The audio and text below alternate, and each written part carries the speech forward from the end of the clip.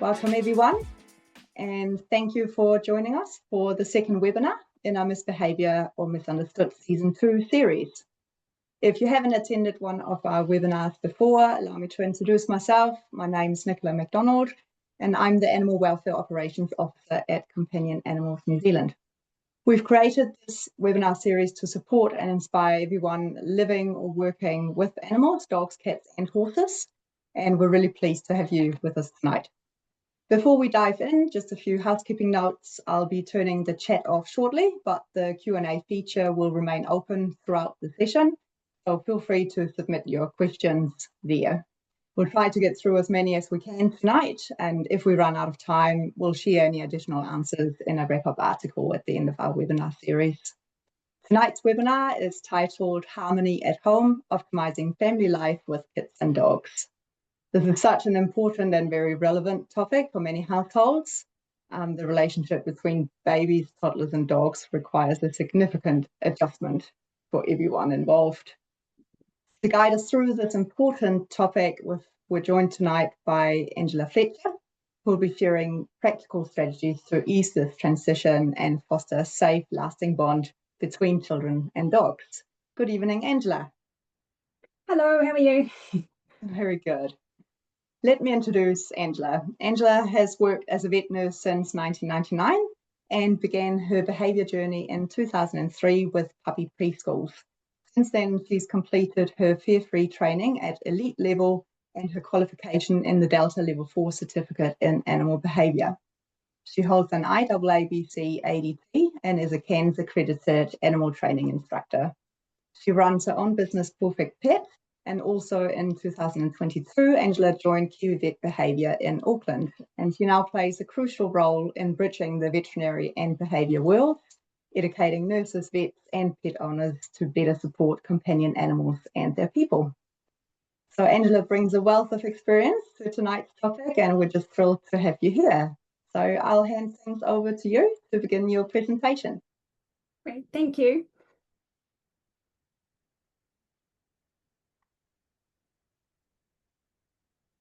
Hello everyone, lovely to be here with you guys. So we're just going to go over a little bit about understanding how we can make changes before the babies arrive in the household, and we're going to move it up towards older children as we go on.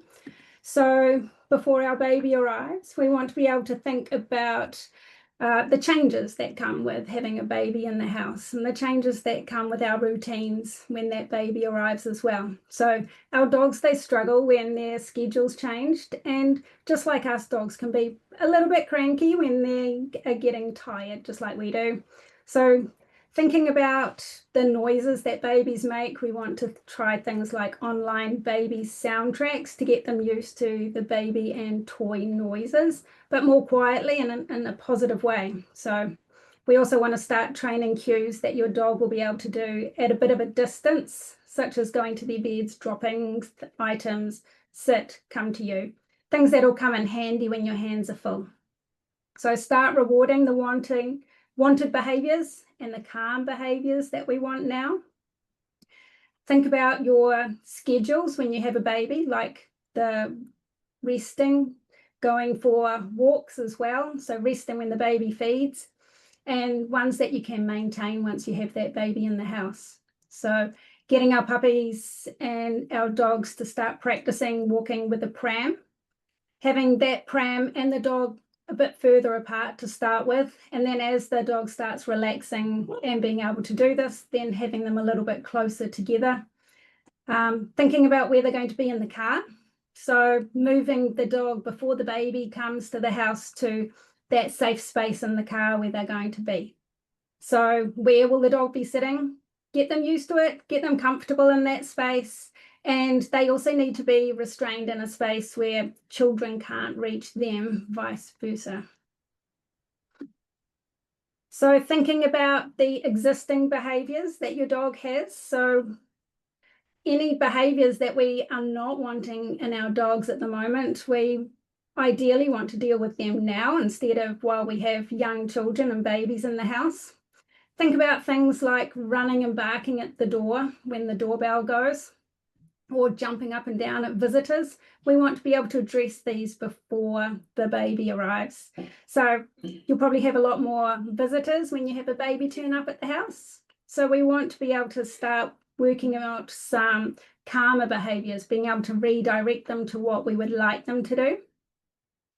Things like jumping up onto the laps of people when they sit down. If you're feeding a baby, you can see that that wouldn't really work very well with the dog jumping up onto you, and can make you distressed, the dog distressed, and that baby distressed as well. So think about what is that calmer behaviour you would like your dog to do. So start consistently reinforcing that behaviour now. So any current illnesses or pain that your dog might be dealing with, even if you can't really see it, it's good to get that assessed by the vet beforehand. A lot of dogs that we see have pain that people have just been really unaware of because the dogs are so good at hiding that or dealing with it. So when it comes to our dogs expressing their behaviours in response to these new situations, we do not want to be punishing these behaviours. We want to know how they're feeling. We want to know what those responses are. So thinking about enrichment. Enrichment is really important for all of our dogs, regardless of whether we have children in the house.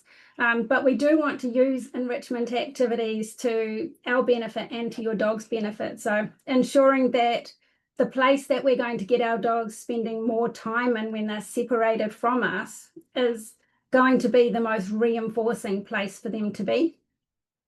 So we want to ensure that their physical and mental stimulation that we use can also be maintained after that baby arrives as well. So having some enrichment things ready in the freezer or the fridge so you can just whip them out and give them to the dog when you need them to be a little bit calmer, when your children or babies are needing to be your sole focus.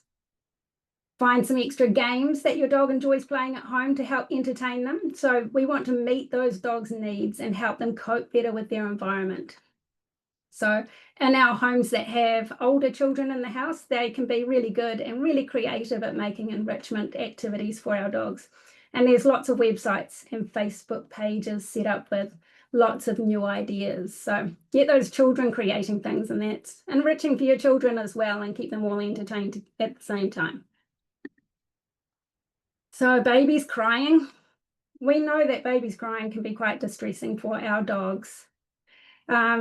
And they don't understand it. They don't understand what that noise is about. And our responses to it is usually just to suddenly jump up and move over to where that baby is. And that often can wind our dogs up a little bit as well.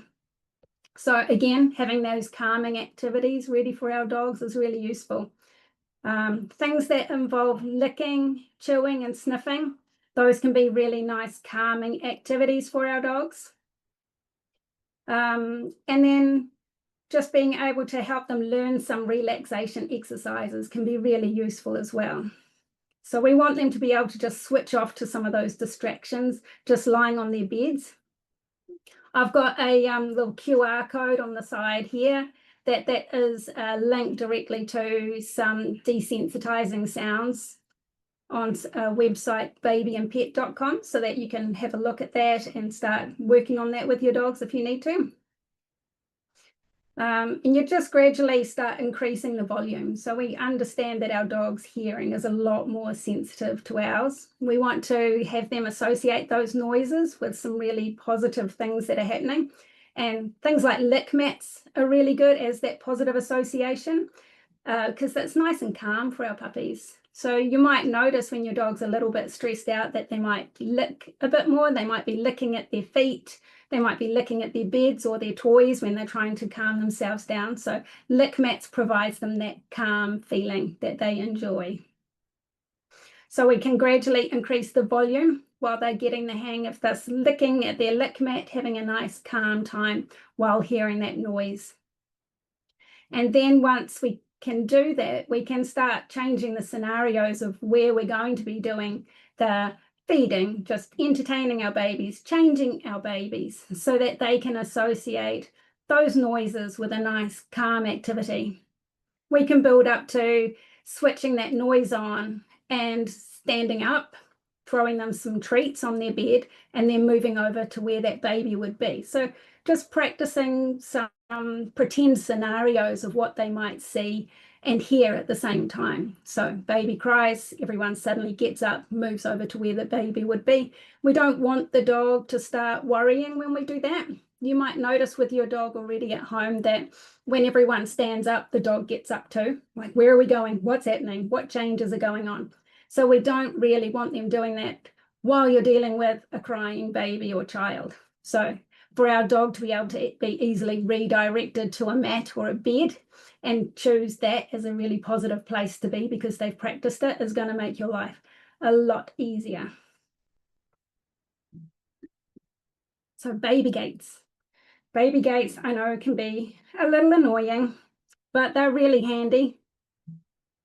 You can't be always supervising your dog, and you can't always be supervising your child. So it's good as early as possible to get our dogs used to having gated areas around the house. So we don't want to suddenly put them up when there's a baby or a child moving around and suddenly there's a lot of big changes going on in the house. We want to gradually build up that change in an easy way for your dog so that they're not building on stress. So get them used to those gated areas. Again, with that enrichment, teaching them that when they're separated from you behind that gate, that something really good is going to happen. So they start looking forward to that space. They want to go in there because something nice is going to happen when they're in there. So rather than thinking of it as a punishment, they're thinking of it as something positive. So we do need that separation if you're not going to be able to directly supervise your dogs and your children. So we don't want to be just in the other room doing something while our dogs and babies or toddlers are together, that we either are watching them or they're separated from each other ideally. So a little food puzzle on one side of the gate, something to chew on or something to lick at, are really good ways of making it nice and positive for your dog. And your children have their own entertainment on their side. We can use that gated area at meal times so that our dogs aren't sitting underneath a high chair or under a table waiting for food to drop and getting in the way or getting focused on that food. And then also thinking, you know, some dogs are quite used to being tied up in some spaces. Tying a dog up really restricts their space, and it can make your dog more likely to feel the need to protect that space from a young child.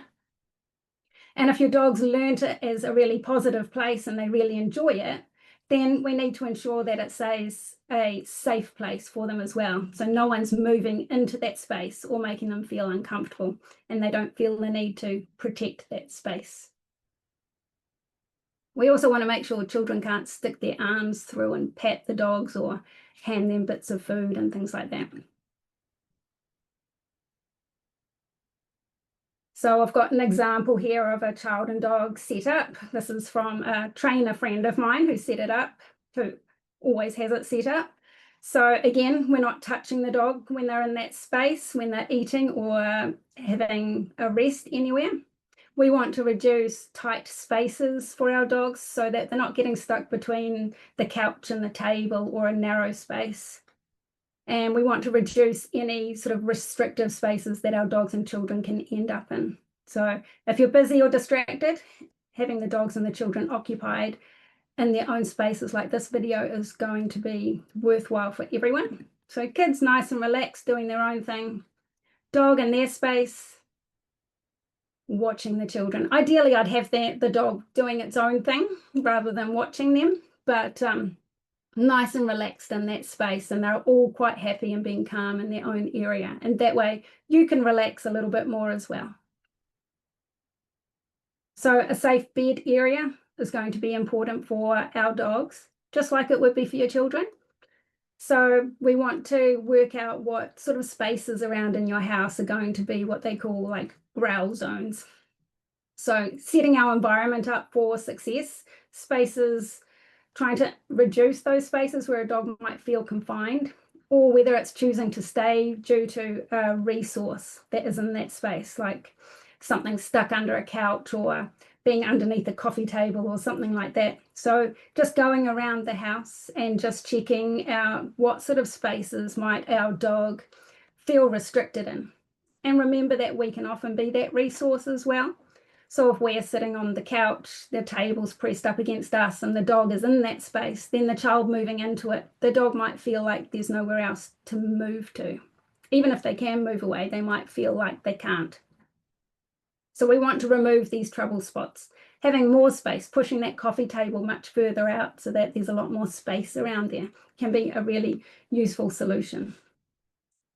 If a dog's like resting on their bed and a child starts crawling over towards them, then doing things like either calling the dog over to us, redirecting the child, or putting ourselves in between them and the child is going to create a much safer space for them, for both of them. So when the babies or children arrive, the dogs, they used to be able to get attention from us quite easily. And so think about the ways that they used to get attention from you. We want to reinforce the behaviours that we do want to see more often. Try not to rush to get photos of them all together and putting them in each other's space so you can get cute pictures. It's already going to be a stressful time for our dogs to adjust to this new person in the house, the new smells, your tension, your overtiredness, all the big changes there. Things like pheromone diffusers, like Adaptil, before the baby comes and after the baby comes can make them feel more relaxed and give them that safe space where it just feels nicer for them. Make initial introductions nice and slow. So you can see that these photos here where people have sort of put the baby on top of the dogs or cuddled up against the dogs are not very comfortable with that situation. We want the dog to be able just to be calmer around the dog, having someone that is in charge of just spending some time with the dog when the baby arrives, or spending time with the baby and you spend time with the dog. So dogs can be really unsure about how to get the attention that they used to get. So things like climbing up on us, jumping on us, and that not working anymore can make them a bit confused and make things seem really unpredictable for them. And unpredictability is something that our dogs really dislike. So we want to keep reinforcing the calm behaviours that we do want to see. So instead of saying, you know, he's sitting there so nicely and resting on his mat, just leave him alone, that's actually a really nice time to reinforce that behaviour and reward that behaviour so they're more likely to make those sorts of choices. We don't always want to be sitting there telling our dog what to do, but being able to reward them for the choices they make means they're more likely to make those choices in the future. So I've got a couple of downloads here of from the Family Paws website. So it's just mainly saying that we do need to be supervising our children. We need to understand the dog's communication a lot more. We can see that dogs might see young children as a bit of a threat to their resources, such as toys or treats, even if they're not. Children taking toys, an adult should be stepping in and asking them to drop it, not getting young children to try and take them back. And then just being aware of how our dog's feeling. We're going to go over a little bit of understanding their body language as well. Another one from the Family Paws page, just about being present with our dogs, having separate spaces for them, having separate toy areas for them, and then being aware of what dog toys also look the same as baby toys. So we want to set them up for success here. If they can't see the difference between a baby toy and a dog toy, we're not setting them up to succeed. So a bit of body language for our dogs. I could go on about body language for a long time with you guys, but I went looking for some photos of children and dogs together, hoping to find some pictures of nice ways for dogs and children to interact. These are the pictures I found of photos of how dogs and children should not interact. So every picture there that I found had fairly bad interactions. So here we have dogs with the children moving into the dog space. Say this little boy at the top here climbing into the space where the dog is. That little lick the dog's giving him on the face isn't telling him that he loves him.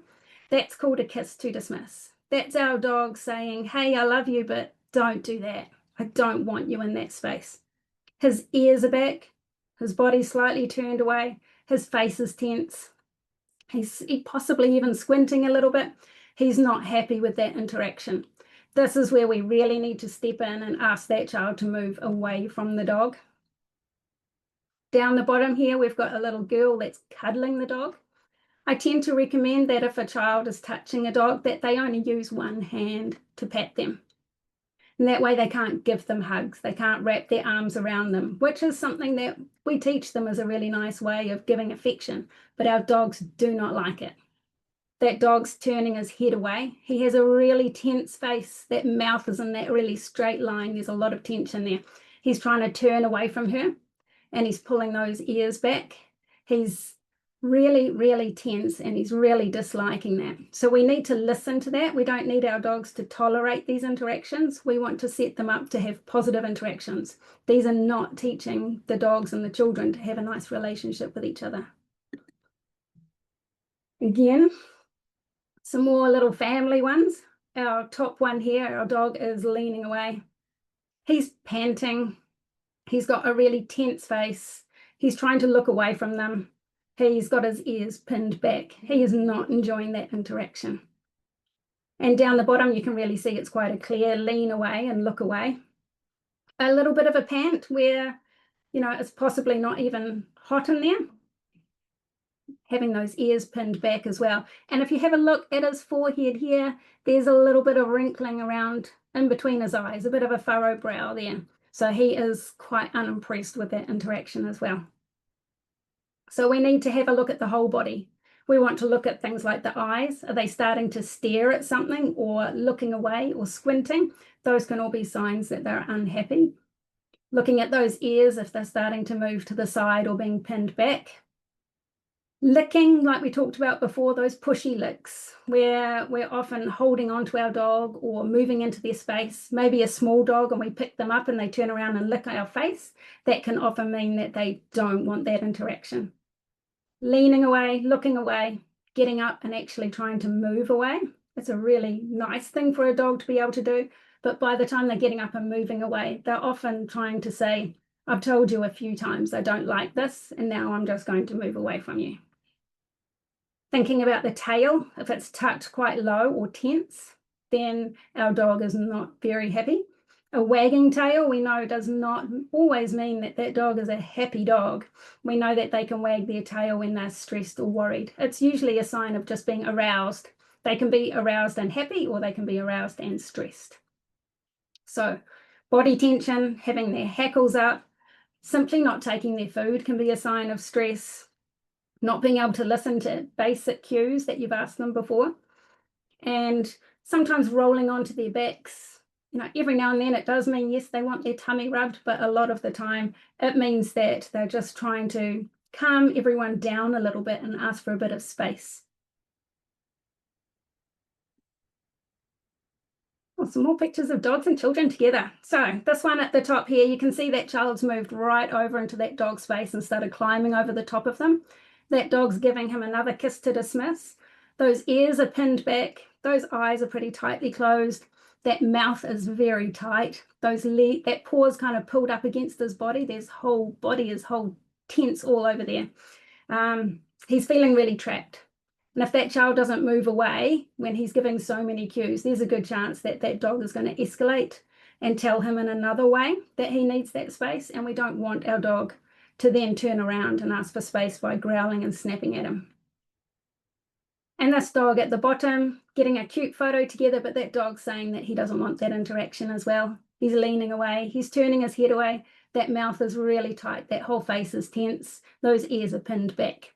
He's trying to work out how to get away. So we need to listen to these. One big thing that we need to be able to do when we're setting our dogs and children up for success is to be able to understand what our dogs are saying to us. just like we would listen to our children. So now that we've had a look at those, have a look at these and see what sort of body language you're seeing.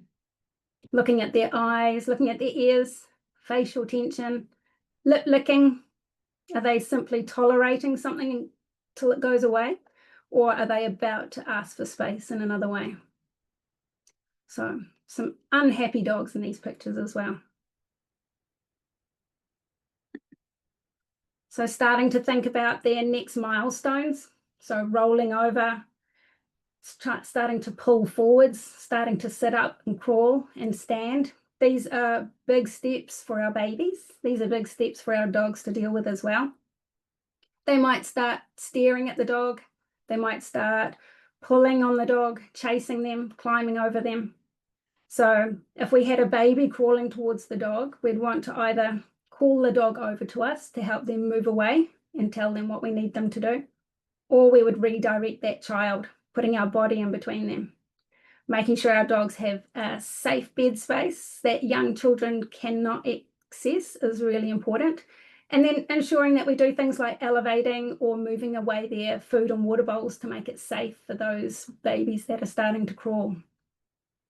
Or we can just have those food bowls and water bowls in just a completely undisturbed space as well, just to make it a little bit easier for our dogs just to be alone. So when we have our children and our dogs together, we again have a space that those dogs can be alone, that they can return to away from everyone else. When they go to that space, when they go back to their crate or to a penned off area or to a space on the couch, then everyone just leaves them alone. And then when our dogs and children do want to interact with them, the children can ask them for some easy cues for them to do, that they involve having all 4 feet of the dog on the floor at the same time, so they're not learning to jump on the child. And just remember that the children, they'll copy adults. So think about the way that you're interacting with the dog as well. So are other people being rough and playing or teasing the dog or hugging the dog? Because the children are going to copy what they see us do. So making sure that the children know that they need to give them space when they're on their beds, that they don't stop the dogs from moving away from them, that they're not getting close to them while they're eating and drinking, that they're not taking toys or food away from a dog, and that they're not being very loud right next to the dog. Young children, they move quickly, they move erratically, and that can be very strange for a dog. So making sure they're not climbing on them, pulling on them, anything that can cause them pain or discomfort. If our dog is just tolerating it, we don't want our dogs to just tolerate it. We want our dogs to have a nice, calm time around our children, and so that our children can enjoy growing up with those dogs as well as a positive experience. And just no teasing the dog, no playing rough, no taking things off them.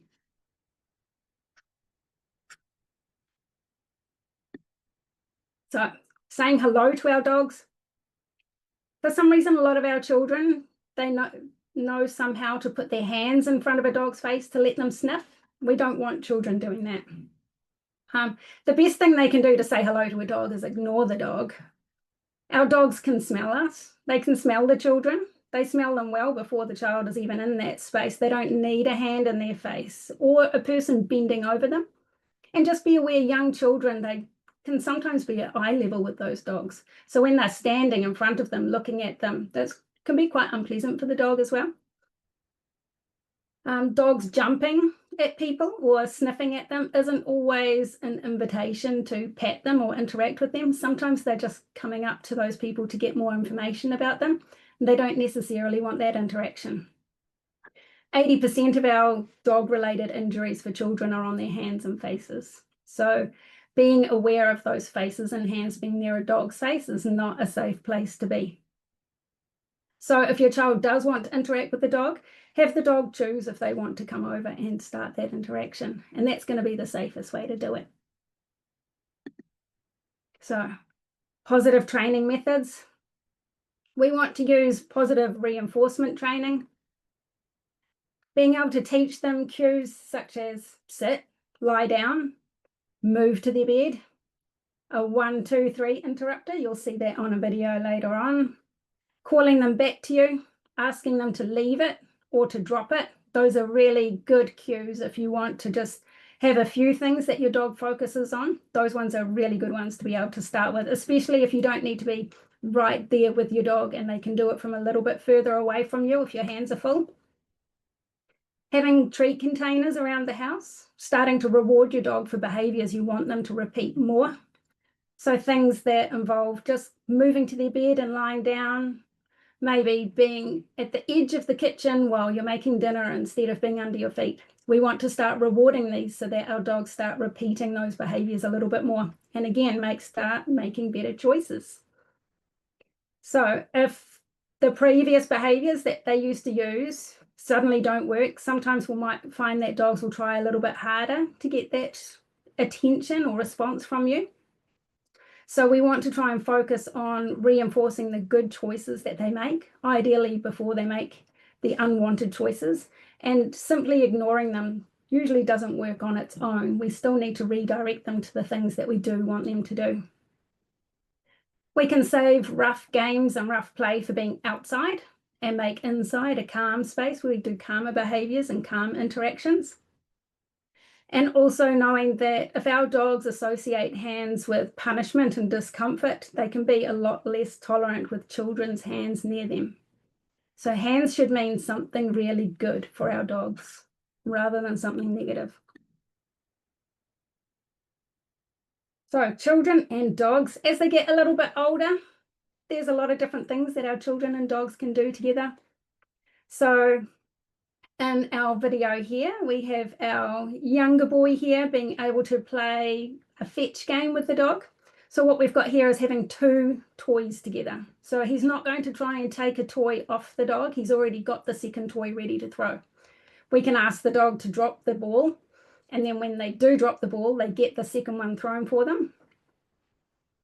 We can throw treats or hide toys and ask our dog to go and search for them. Easy ones for our young children to do. And remembering that unpredictable movements and loud noises our children make can just wind our dogs up a little bit.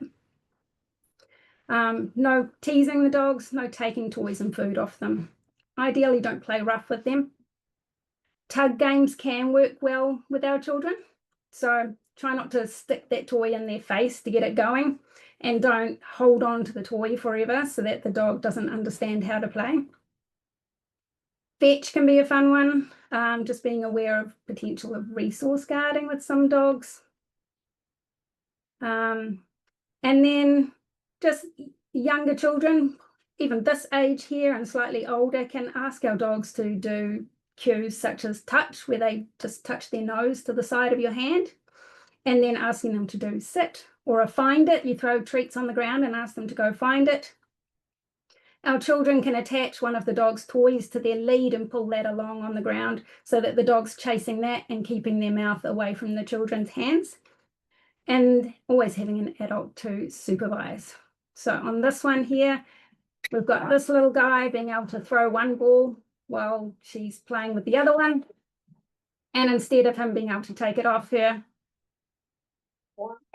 this one here is a 1, 2, 3. You can see she's focusing on the 1, 2, 3. She's so focused that she doesn't even care that the other one storms in past. So I'll play that one again. So got the two toys here. And then alternating the two toys with each other. And then saying 1, 2, 3.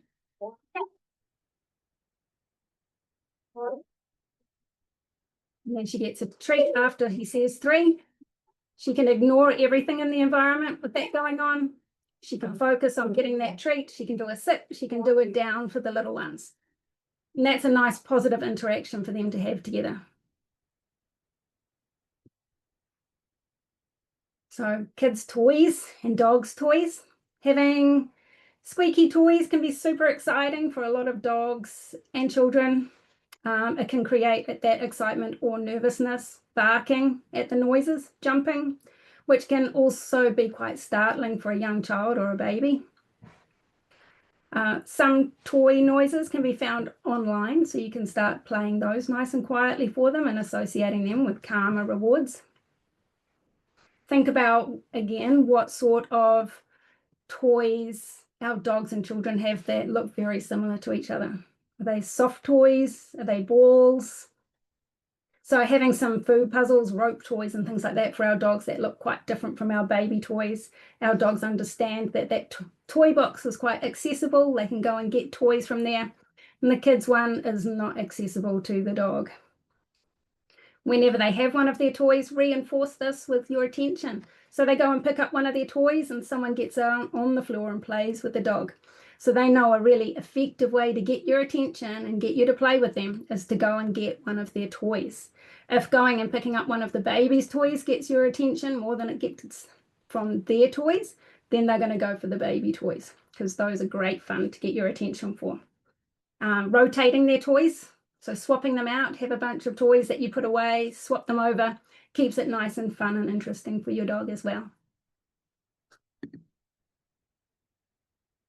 No page, thank you. Older children walking your dogs, nice little handout from the family dog. If your dog has issues with other dogs or a stimulus in the environment, then children should not be walking them. Having some setups about how you know your child is going to respond in different situations. You might know how your dog will react, but you do not know how other dogs are going to react approaching your child and your dog walking together. So some common myths with our dogs. Jealousy. So there are a lot of sudden changes in their routine that can be really unsettling for our dogs.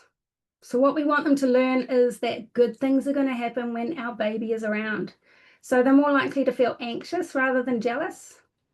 Some people, when the baby's about to arrive, will give the dog a lot of extra time and attention, or even a lot more exercise before the baby comes. But that often ends up with a bigger drop of attention or exercise when the baby's here, which can make it harder on them. So some reasons that we might see issues with our dogs is being scared of the baby, being a new smell and a new sound, new movements, that sudden decrease of attention. Some of our dogs love social contact, which can easily decrease overnight. We are also less predictable in that time when that baby arrives. Maybe they're not even allowed to sit in your lap anymore when you're sitting with the baby. So the dog might not know what they should be doing in a situation. So if we're sitting there with the baby and they don't know what to do, they're going to start trying a lot of different behaviors to work out what's going to get them the reinforcement that they need. So give them some understanding about what you'd like them to do in those situations.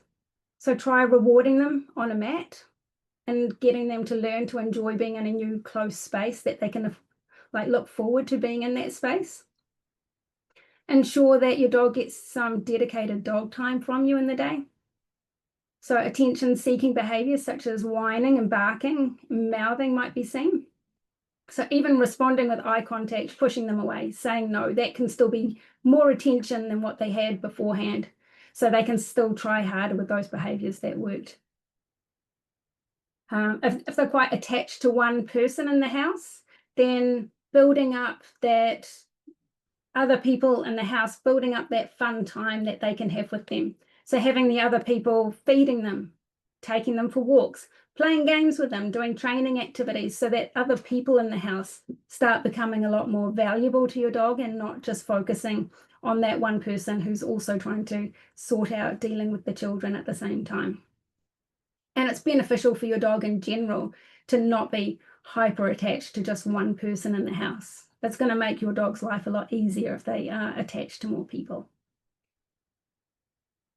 So with exercise and attention, we talked about that before. So that extra exercise that you might put into your dog before they're going to have a baby turn up isn't like a bank that they can withdraw from. What it ends up being is a lot of extra exercise, maybe becoming a lot more fit and then becoming bored and fit when they're at home and they're getting a lot less exercise and attention. So it can become a bigger drop for them. So making sure that other people are spending a lot more time with your dog as well, trying to get them into the routine that they're more likely to have when that child or baby arrives. So this is quite a nice little line that Family Paws came out with saying, with dog on the scene, have a parent in between, which is a really nice one. Having our dogs on the other side of a person. I had to get AI to make these photos to get nice pictures of dogs and children together. So having like the dog on the floor, nice and relaxed, while the parent is in between the dog and the child, going for a nice walk with the dog on one side and the child over the other side. So they're just learning that nice, enjoyable things happen when that child is around, but it doesn't need to be because of the child. They don't need to entertain each other. Having even just pillows and cushions in between them can be a nice barrier so that they're not reaching out and touching each other and disturbing each other. And just remember that if your dog is checking in with you, then it's time for you to listen to them. Often when our dogs are uncomfortable with something, one of the first things they do is look up at us, and that's asking us for help. So make sure that we listen when they are asking for that help. So that's the end of my talk. I've got a few resources here that you are able to look for if you need coming up. The Family Paws website. If you need a veterinary behaviourist training, then I recommend Kiwi Vet Behaviour. Perfect Pet, that's me. The book Tell Your Dog You're Pregnant, a really nice book with a lot of good tips in there as well. There's the Dog Safe Workplace. That one there has a lot of new downloads and things in there that they've just made available for everyone. CANZ-accredited trainers and APDT-NZ trainers. Those are all trainers that have proven themselves to use positive reinforcement training and kind training methods. And thank you for listening. Thanks, Angela. That was great. I think you've just ruined a lot of families' walls with all of their family photos with the dogs. I think so. But no, it is so true, and that was so good to see that both, all of that body behavior, body language. Now there is a question here that I quite like actually. Someone said she goes into schools with her dog, and a lot of adults still give the outdated advice on holding the hand and fist into the dog's face to greet them. And how does she kindly correct these adults and tell them that the information is outdated? She says she probably is a bit confronting sometimes, and is asking for a good liner too. Sometimes you do need to be a bit confronting, though, to be able to make them understand it.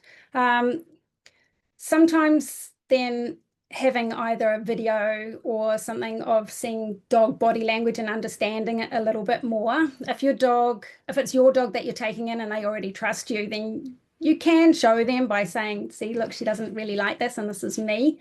But ideally, I'd say, just get a little bit further down to the dog's level and see if the dog comes over.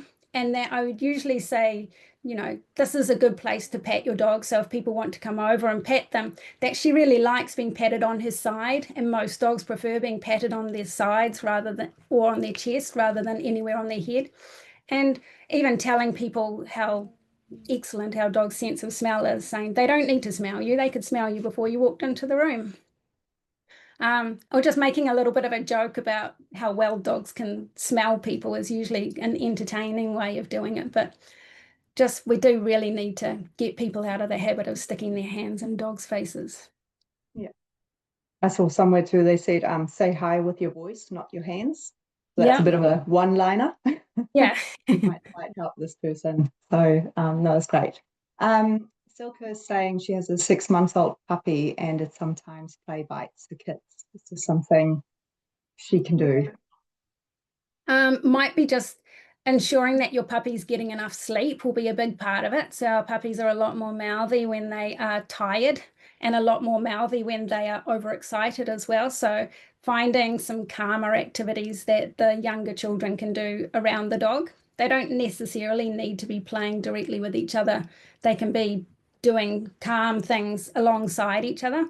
Sometimes I'll even recommend that if you've got young children in the house, that it can be hard to get the children to be calm when the puppy's there. So sometimes getting them to have indoor gum boots can be a good way, so that if the puppy does try and run after them and grab their ankles in excitement, that the child just doesn't notice. So they're not really giving them any of that either exciting or stressful noises and movement that they often do in response, because it's quite reinforcing to a puppy when kids start squealing and running away and jumping on the couch. So trying to avoid that side of it.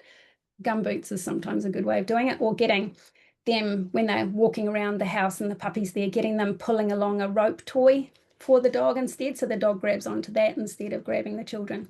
And always making sure that children always have a toy between their hands and a dog's faces. Yeah, no, that's great.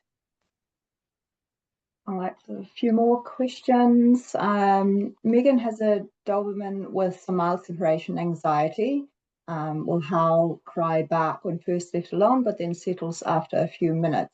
Idea is to get him used to longer periods in the backyard by himself. So I suppose if she has children inside and he's in the backyard by himself. Yeah, have they gone out and left him in the backyard, or have they put him there while they're inside?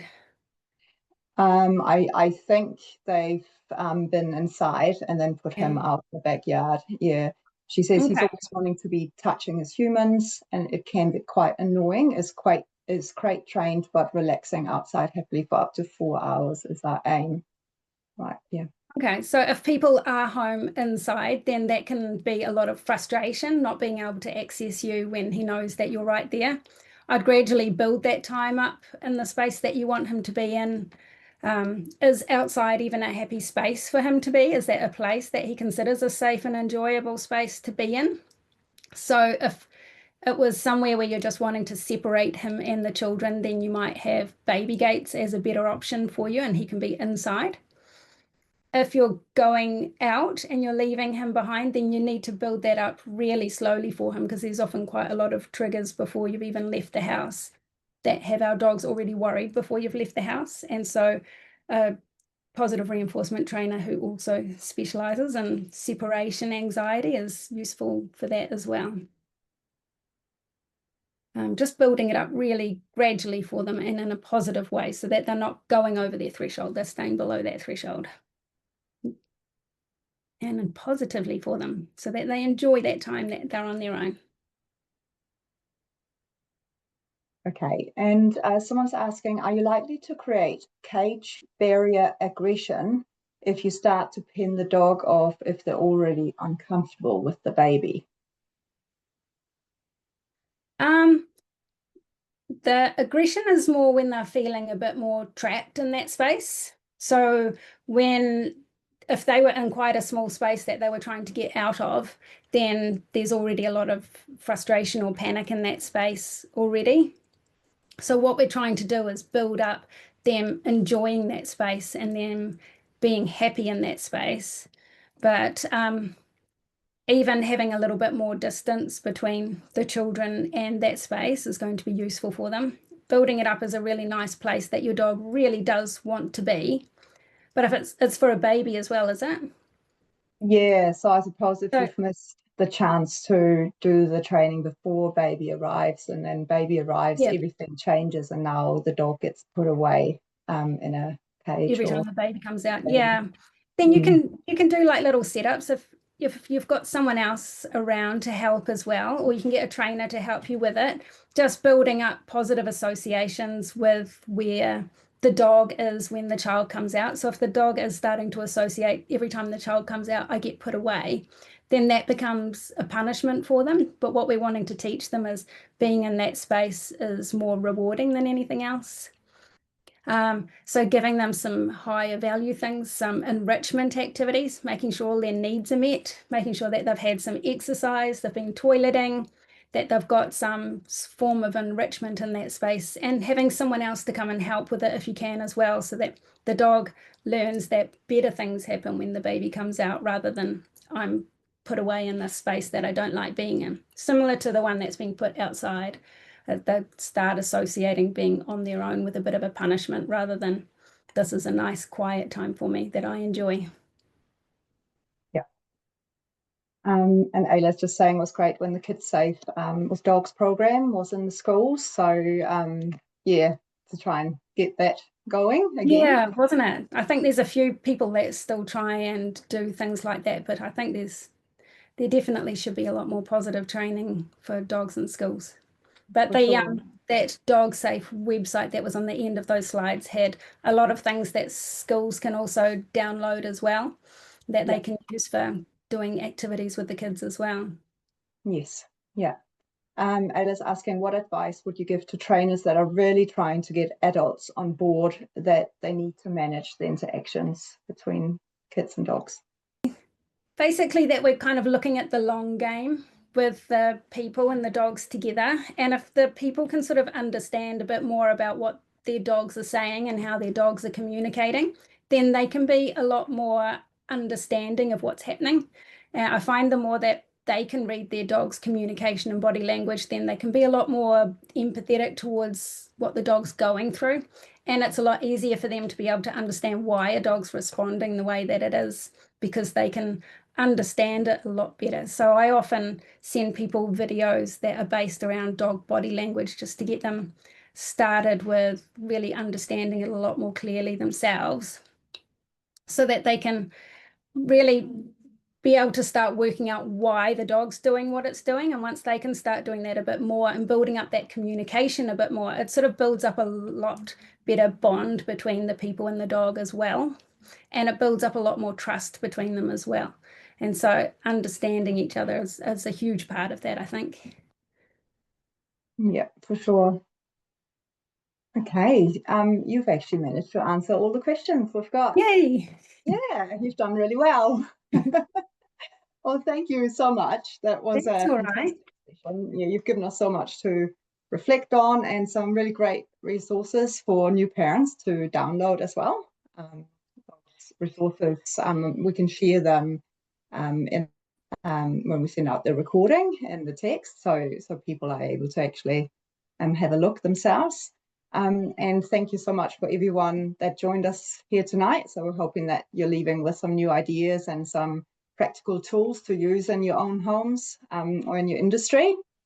So the recording of this webinar will be available within a few days on our CANZ YouTube channel, so feel free to share it with others who might benefit.